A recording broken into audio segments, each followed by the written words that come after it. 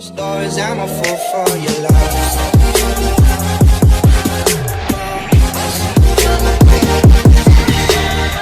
Halo brother, Devilomi di sini. Di video ini saya akan mereview One Piece chapter terbaru, yaitu chapter 957 yang berjudul Ultimate.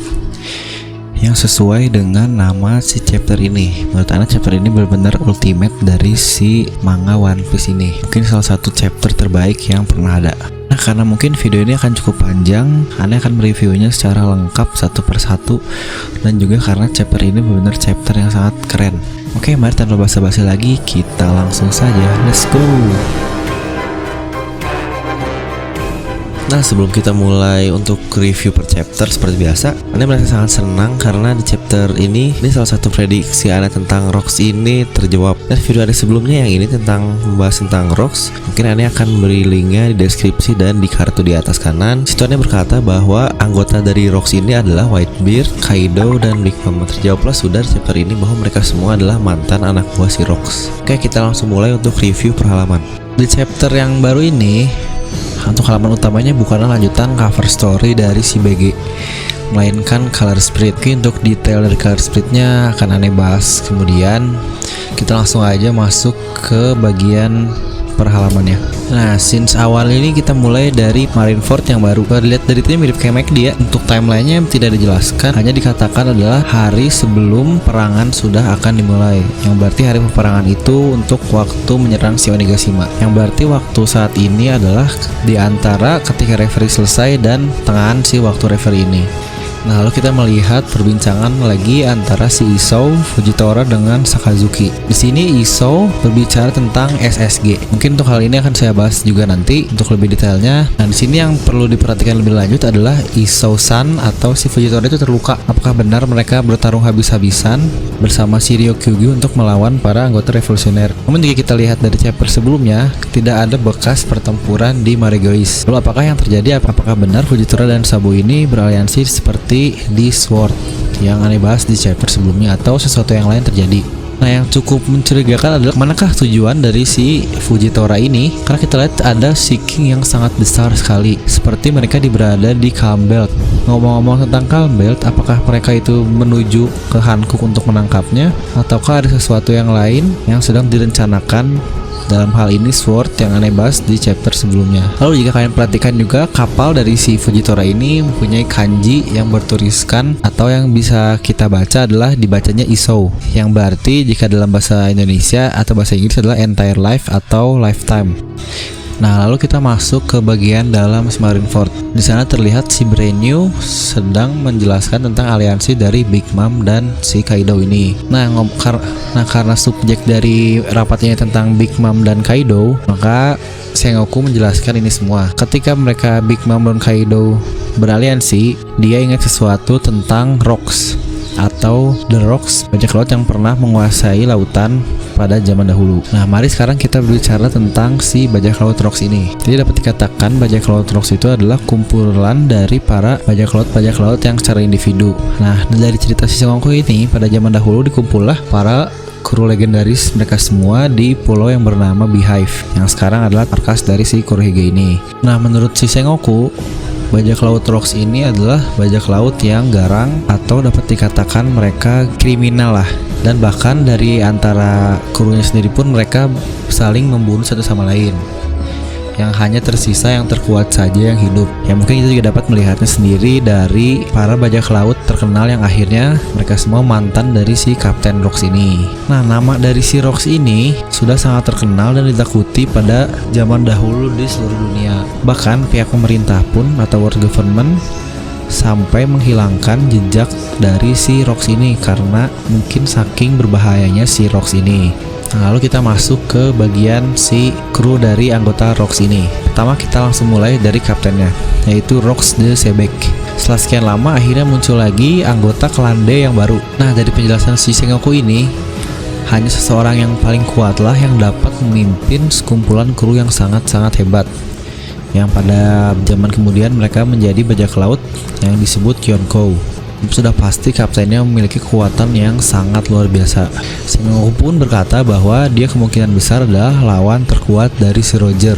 Nah, buat kalian juga yang belum nonton Stampede, di situ dijelaskan ya, mungkin ini sedikit spoiler, bahwa terdapat flashback si Roger mengalahkan Douglas Bullet atau musuh utama di Stampede itu dengan mudahnya. Karena kita melihat si Roger tanpa terluka sedikit pun untuk mengalahkan si Bullet. Dan jika kita perhatikan juga seberapa kuat si Bullet ini jika dibandingkan dengan bajak laut sekarang. Yang bahkan menurut aneh kekuatan dari si Bullet sendiri mungkin tidak jauh dari si Yonkou. Nah, untuk seseorang yang memiliki kekuatan sepantar si Roger, Anda cuma bisa membayangkan seberapa hebat si Rox ini. Nah, lalu untuk wujudnya sendiri, apakah kalian tidak merasa asing dengan perwujudan dari si Rox ini? Ya, benar sekali, dia mirip oleh si gangster Galestino. Nah, hal lain yang tunjukkan dari sifat si Rox ini adalah dia adalah seseorang yang sangat ambisius. Dimana Roger ingin menjadi raja dari bajak laut, si Rox ini ingin menjadi raja dari dunia atau Sekai no O dalam bahasa Jepangnya. Nah, dengan Celestial Dragon atau Tenryubyuto sebagai pengontrol dunia ini yang dianggap sebagai dewa, yang pastinya ambisi dari si Rox ini untuk menjadi raja di dunia ini pasti menjadi ancaman bagi para Tenryubyuto ini atau para pemimpin dunia ini. Dan bahkan Sengoku sendiri pun berkata bahwa ambisi dari si Rox ini berhubungan dengan banyak subjek-subjek yang dilarang di dunia ini. Kemungkinan besar adalah berhubungan dengan Wheel of Day dari namanya, atau juga berhubungan dengan Void Century, atau mungkin juga Poneglyph. Nah, walaupun begitu, pada akhirnya kita tidak tahu banyak tentang si Rox ini. Kita pun tidak mengetahui bounty dari si Rox ini berapa. Nah, dari gambaran pertama di chapter ini, kemungkinan besar tinggi dari si Rox ini kurang lebih terhitung tinggi, namun tidak setinggi si Whitebeard, Kaido, dan Big Mom. Namun dia dapat berdiri kurang lebih setengahnya dari para monster itu, yang kemungkinan besar tinggi dari si Rox ini adalah 3-4 meter, dan tinggi segitu pun sudah lebih besar dari Roger dan Sigap. Nah, ngomong-ngomong tentang nama dari si Rox ini, nama itu cukup menarik menurut Ane. Kenapa? Bukan karena dia memiliki klan D. Yang pertama dari namanya adalah Rox de Sebek. Dari Roxnya sendiri adalah nama baru untuk klan D. Lalu dari Sebek atau yang dibaca Jibek ini dalam bahasa Jepang, ini berhubungan dengan kapal dari si Blackbeard ini. Di Fever Card jelaskan bahwa nama kapal dari si bajak laut Kurohige ini adalah Saber of Sebek atau pedang dari si Sebek ini. Lalu hubungan lainnya adalah ketika si Kurohige ini diketahui dia bermarkas utama di Beehive. Yang chapter ini dikatakan Beehive ini tempat berkumpulnya awal mula si bajak laut Rox ini. Nah, lalu apakah ada hubungan antara si Kurohige ini dengan si Sebek? Menurut Ane, mungkin ada beberapa teori yang mengatakan bahwa mereka itu adalah anak, namun Ane tidak dapat berkata demikian. Mungkin jika dapat kasarnya, One Piece ini kan berhubungan dengan nama inherited atau pewaris. Nah, kemungkinan besar si Kurohige atau Marshal Dietrich ini adalah pewaris dari si Rox de Sebek. Nah, lalu juga menurut dari Sengoku, si Sebek ini sudah tidak ada di antara kita.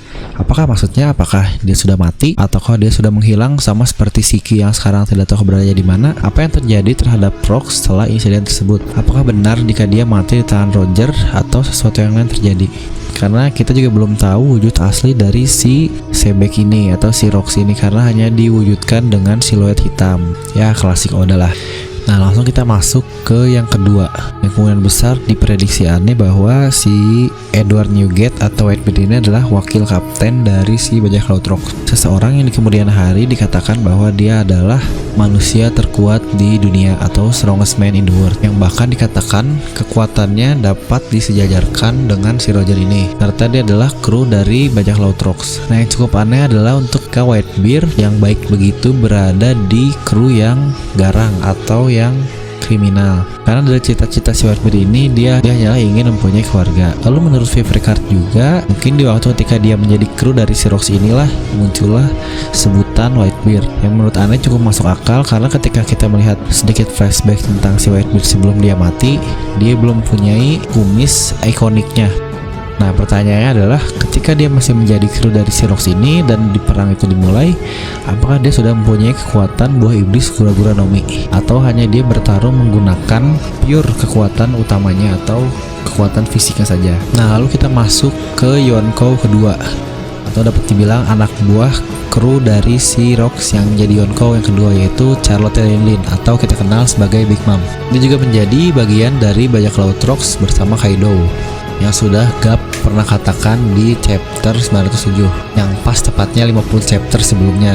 Bisa-bisanya nih si Oda ya. Dikatakan sebelumnya emang bahwa si Big Mom ini mengelilingi dunia sebagai bajak laut dan dia berakhir di Total Land untuk membuat sebuah kaisaran atau empire yang kita tahu sekarang. Juga ada kemungkinan besar bahwa beberapa dari anaknya mungkin dilahirkan atau dibuat ketika insiden itu terjadi atau setelah insiden itu terjadi.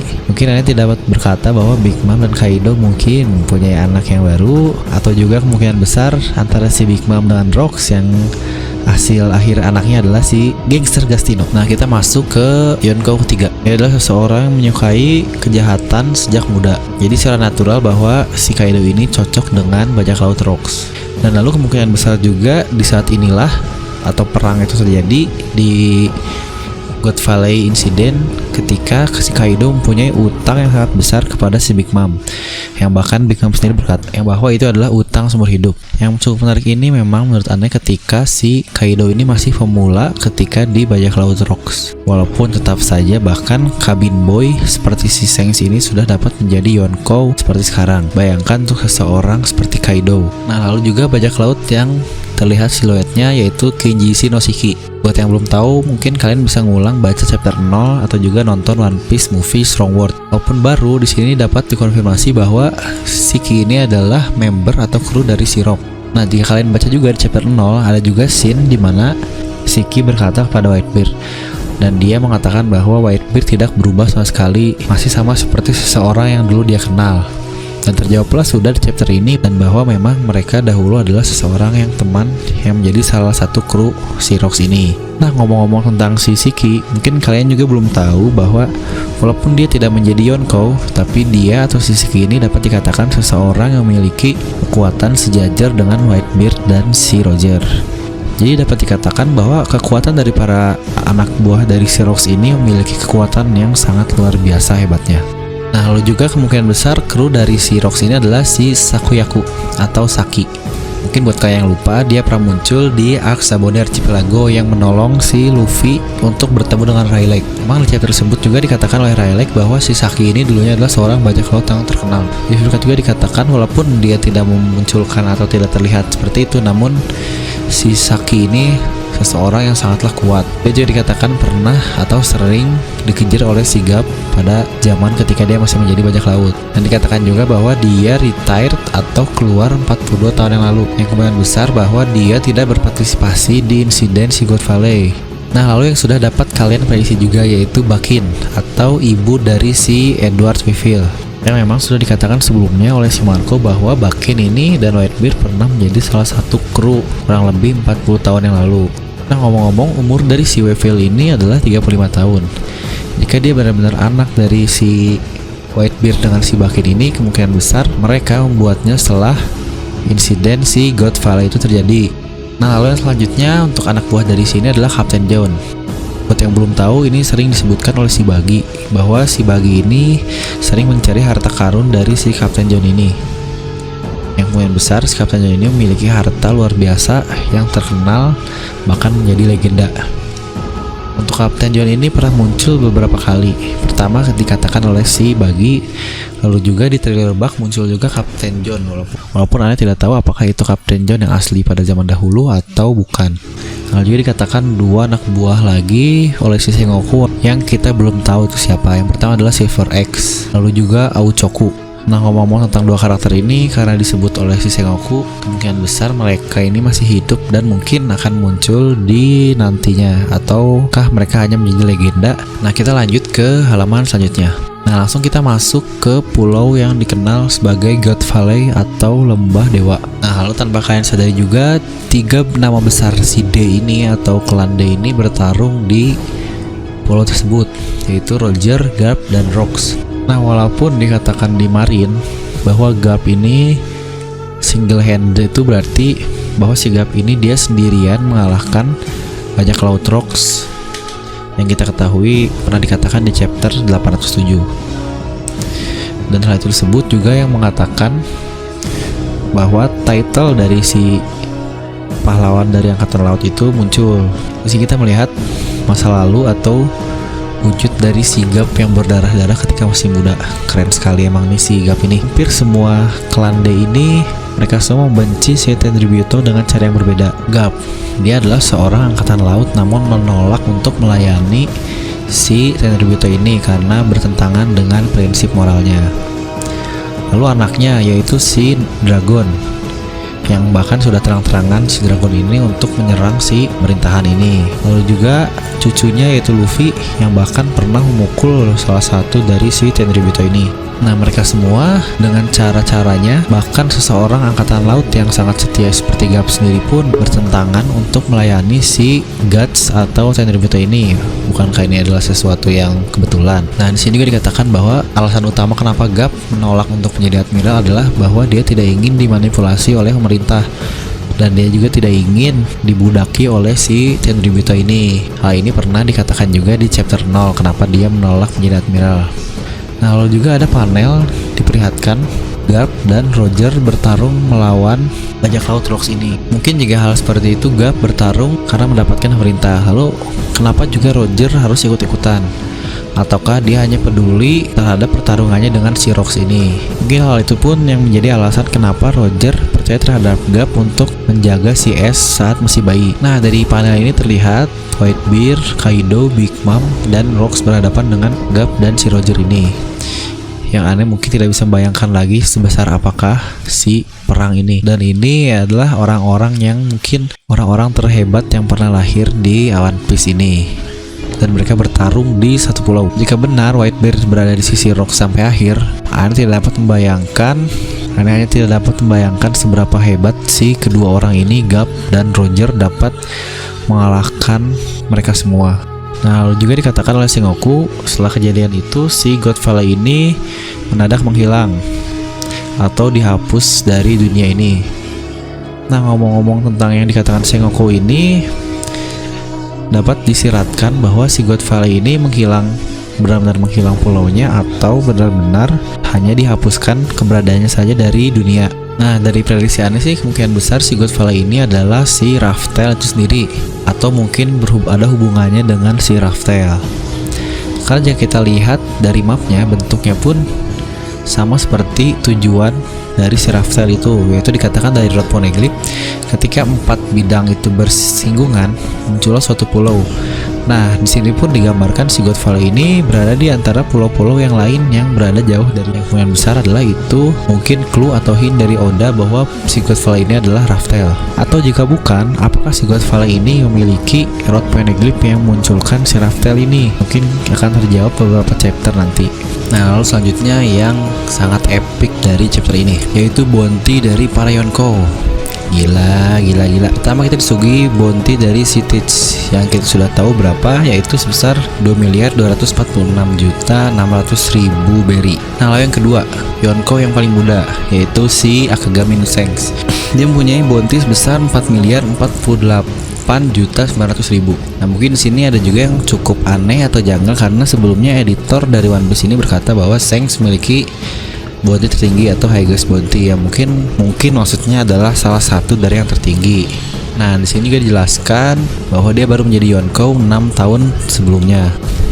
Nah, lalu juga yang dikatakan di sini bahwa si Shanks ini memiliki kru yang mungkin dapat dikatakan setara oleh si Shanks ini, yang berarti dia memiliki kru yang sangat sedikit namun kekuatannya pun patut diperhitungkan, seperti si Backman, Lucky Row, dan juga si Yasop. Nah, jika dari perkataan seperti itu, kemungkinan besar adalah bounty dari para anak buah si Shanks ini tidak jauh berbeda. Apakah di antara sekitaran 1 miliar sampai 3 miliar, karena dikatakan Shanks ini memiliki bajak laut yang kekuatannya cukup setara. Nah, lalu selanjutnya adalah Big Mom. Dia mempunyai bounty hampir 4,4 miliar, atau lebih tepatnya 4.388.000.000 berry. Bounty-nya pun hampir 4 kali dari si komandan utamanya, yaitu si Katakuri. Nah, selanjutnya adalah bounty dari Kaido atau yang terbesar yang diketahui saat ini yang masih hidup, yaitu sebesar 4.611.100.000. Kita langsung ke para bounty atau Yonko terdahulu. Yang pertama adalah si Shirohige, yaitu Edward Nigret. Ternyata dia memiliki bounty sebesar 5 miliar 46 juta berry, yang dapat dibilang cukup besar untuk seorang Yonko yang memang baik. Kemungkinan besar karena pemerintah menganggap si Shirohige ini sangat berbahaya. Nah, lalu adalah seseorang yang memiliki bounty lebih besar dari si Whitebeard adalah Raja Bajak Laut itu sendiri, yaitu si Gold Roger. Dia adalah seorang bajak laut yang memiliki bounty terbesar, yaitu sebesar 5 miliar 564 juta 800 ribu, yang bahkan bounty ini adalah 10 kali besar dari anaknya sendiri, yaitu si Portgas DS yang memiliki bounty 550 juta. Nah, lalu bagaimana dengan Dragon yang diketahui sebagai the most wanted man? Nah, menurut aneh bounty Dragon ini kemungkinan besar adalah mungkin setara atau lebih besar dari para bajak laut tersebut, karena hanya dikatakan si Roger ini adalah seorang bajak laut yang memiliki bounty paling besar, dan si Dragon ini adalah bukan seorang bajak laut.